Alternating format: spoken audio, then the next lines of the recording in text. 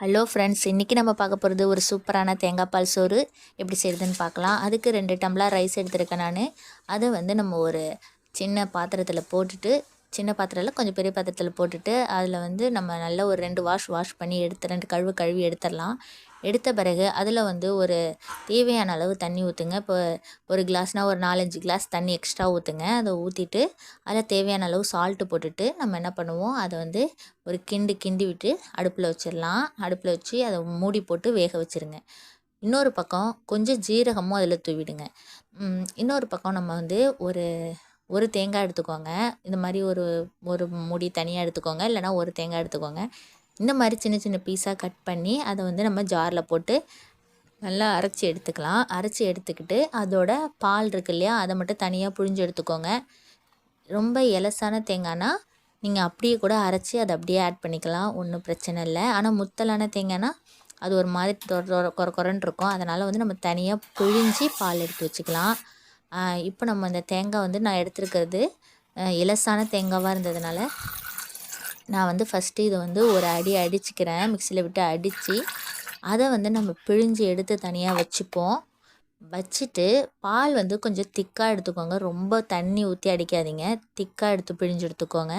பிழிஞ்சு எடுத்துக்கிட்டு இதில் எக்ஸ்ட்ரா இருக்கும் இல்லையா, அதையும் நம்ம வந்து லைட்டாக தண்ணி ஊற்றி ஒரு அடித்து இதோட சேர்த்துக்கிறோம்.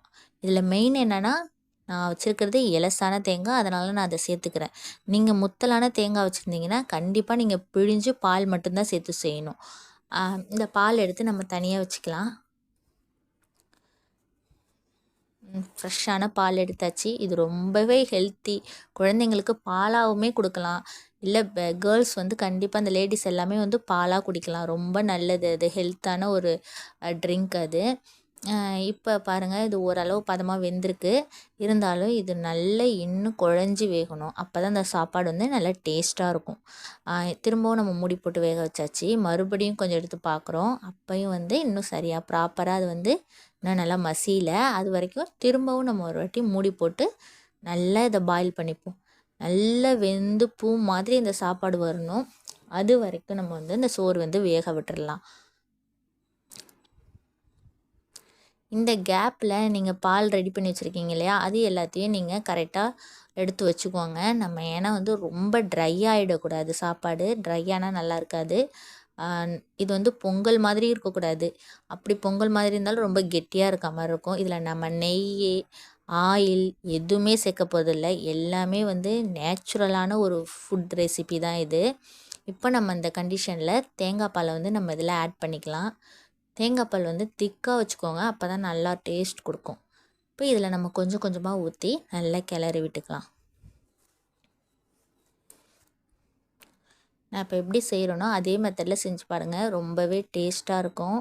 நீங்கள் சாப்பிட்டுட்டு கண்டிப்பாக கமெண்ட் செக்ஷனில் வந்து கமெண்ட் பண்ணுங்கள், இந்த சாப்பாடு எப்படி இருந்துச்சுன்னு சொல்லிவிட்டு. இதை மாதிரி நம்ம எல்லா தேங்காய் பாலையும் இது கூட சேர்த்துக்கலாம். இதில் நான் தனியாக அரைச்சி வச்சுருந்தேன் இல்லையா, இதையும் இது கூட நான் சேர்த்துட்டேன். உங்களுக்கு தேவைன்னா இது கூட இன்னும் டேஸ்ட் கொஞ்சம் இன்க்ரீஸ் பண்ணணும் ஆசைப்பட்டீங்கன்னா, முந்திரி பருப்பு இருக்கு இல்லையா, அதை ஊற வச்சு அந்த நட்ஸை வந்து நல்லா கிரைண்ட் பண்ணி அதோட பாலும் சேர்த்து ஊற்றிக்கோங்க. அதுவுமே ரொம்ப டேஸ்ட்டாக இருக்கும். பட் ஆனால் இது வந்து நம்ம வீட்டிலையே சிம்பிளாக வீட்டில் இருக்கிற பொருளை வச்சு செய்கிற ஒரு ரெசிபி. கண்டிப்பாக நீங்கள் ட்ரை பண்ணி பாருங்கள். நம்ம சேனலை சப்ஸ்கிரைப் பண்ண மறந்துடாதீங்க. அப்போ தான் நம்ம நெக்ஸ்ட்டு வீடியோ போடுறதுக்கு ஹெல்ப்ஃபுல்லாக இருக்கும். இந்த மாதிரி நல்லா கிண்டி விட்டுக்கோங்க. கிண்டிட்டு நல்ல ஒரு பொங்கல் பதமும் இல்லாமல் ரொம்ப ட்ரையாகவும் இல்லாமல் ரொம்ப பாயாசம் மாதிரியும் இல்லாத ஒரு ஸ்டேஜ் வரும். அந்த ஸ்டேஜில் தான் நீங்கள் அடுப்பை ஆஃப் பண்ணணும். அது வரைக்கும் சிம்மிலே வச்சு இதை பொறுமையாக வேக விட்டு இறக்குங்க. சீக்கிரம் நம்மளுக்கு ரெடி ஆகணுங்கிறதுக்காக ரொம்ப அதிகமான தணல் வச்சிங்கன்னா அது ஒரு டேஸ்ட் இல்லாமல் போயிடுங்க. பாருங்கள், இது எவ்வளோ பார்க்குறதுக்கே சூப்பராக இருக்குது. இது சாப்பிட்றதுக்கும் ரொம்ப டேஸ்ட்டாக இருக்கும். எப்போதும் நீங்கள் வந்து ஒரு அளவு தான் சாப்பிடுவீங்க, ஆனால் இந்த மாதிரி ஒரு சாதம் செய்கிறப்ப அதை விட டபுள் மடங்கு சாப்பிட்ற மாதிரி இருக்கும்.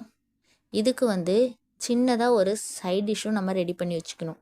அது என்னென்னா, அதுவும் ஒரு சிம்பிளான ரெசிபி தான். நெக்ஸ்ட் வீடியோவில் பார்க்கலாம். மறக்காமல் நம்ம சேனலை சப்ஸ்கிரைப் பண்ணிடுங்க. Bye by.